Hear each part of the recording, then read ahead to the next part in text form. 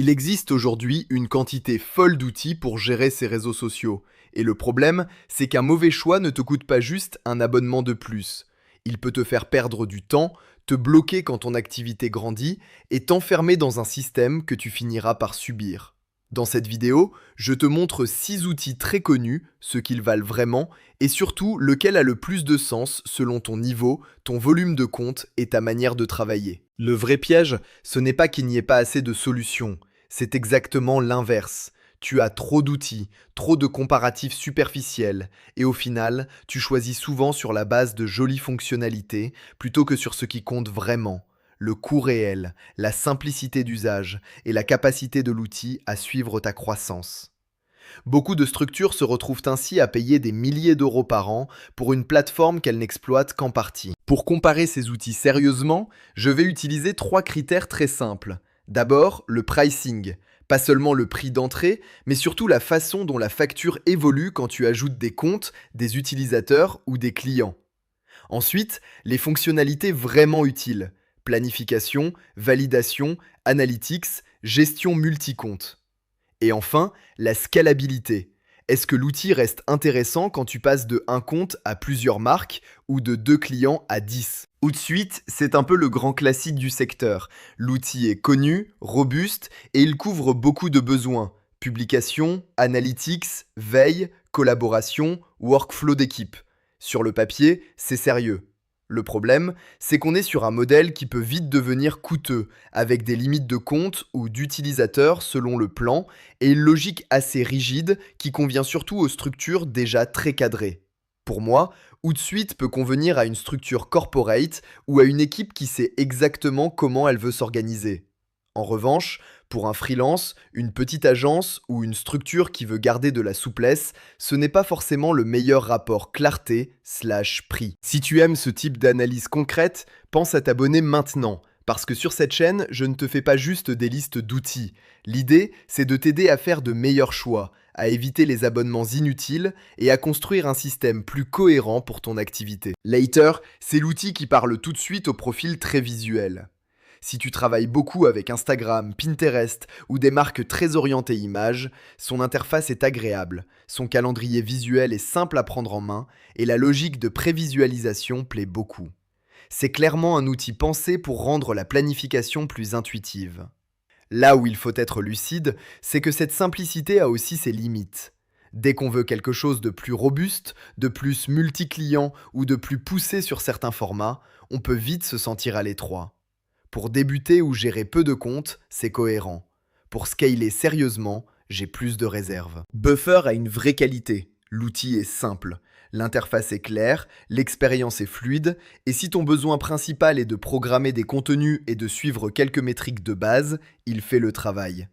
Pour un indépendant, un créateur ou une petite équipe qui veut juste publier sans complexité, c'est une option sérieuse. Le problème, c'est que ce genre de simplicité devient moins séduisante quand le nombre de canaux grimpe. Dès que la facturation se fait par canal, tu peux avoir l'impression que le prix reste raisonnable au départ, puis qu'il gonfle très vite à mesure que ton volume augmente. C'est typiquement le genre d'outil qui paraît léger et pratique, mais qui peut devenir moins intéressant économiquement quand tu commences à gérer plusieurs comptes ou plusieurs clients. Zoho Social est intéressant surtout si tu es déjà installé dans l'univers Zoho. Si tu utilises déjà leur CRM, leur emailing ou d'autres briques de leur écosystème, l'intégration a du sens. Tu as du reporting, de la publication multi-réseau et une logique qui peut devenir assez complète pour une structure déjà équipée. En revanche, si tu n'es pas déjà dans cet environnement, la courbe de mise en route peut paraître plus lourde et la promesse de centralisation ne compense pas toujours la complexité. C'est un outil que je trouve cohérent dans un système Zoho, mais moins évident si tu veux juste une excellente brique de gestion social média sans te charger du reste. Sprout Social, c'est l'outil premium dans cette sélection. L'interface est soignée, les analytics sont très solides, le reporting est puissant et on sent que la plateforme est conçue pour des équipes qui doivent aussi produire de beaux rapports à la direction ou piloter plusieurs marchés. Sur le plan produit, c'est sérieux.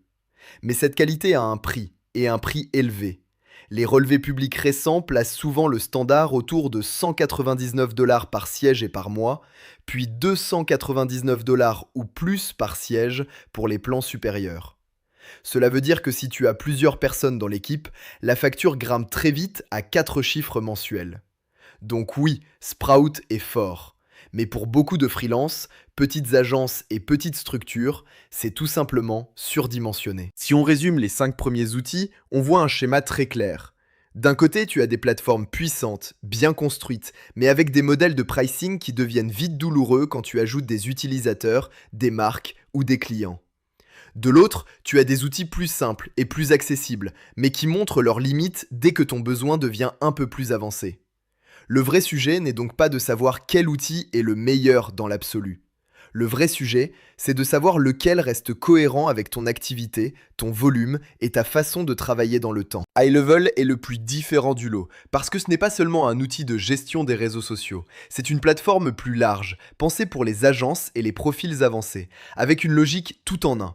Social Planner, automatisation, CRM, funnels, workflow, validation, récurrence et plus encore. Si tu gères plusieurs clients ou que tu veux un système plus centralisé, c'est là que l'outil devient vraiment intéressant. Ce qui change surtout, c'est la logique économique. Là où certaines plateformes te facturent par siège ou te limitent rapidement, iLevel est souvent perçu comme plus cohérent pour les structures qui veulent monter en volume sans faire exploser les coûts de manière linéaire. Le vrai intérêt, ce n'est pas seulement de publier du contenu, c'est d'avoir un système plus large autour de cette publication. Si tu veux une recommandation simple, la voici. Si tu débutes ou que tu veux juste quelque chose de léger, Later ou Buffer peuvent suffire selon ton profil. Si tu es dans une logique corporate avec de gros besoins de reporting et de process, Hootsuite ou Sprout peuvent se défendre, même si le prix devient vite un sujet. Si tu vis déjà dans l'écosystème Zoho, Zoho Social peut être cohérent. Mais si tu gères plusieurs clients, que tu veux un système plus scalable et que tu réfléchis en coût global plutôt qu'en simple outil de publication,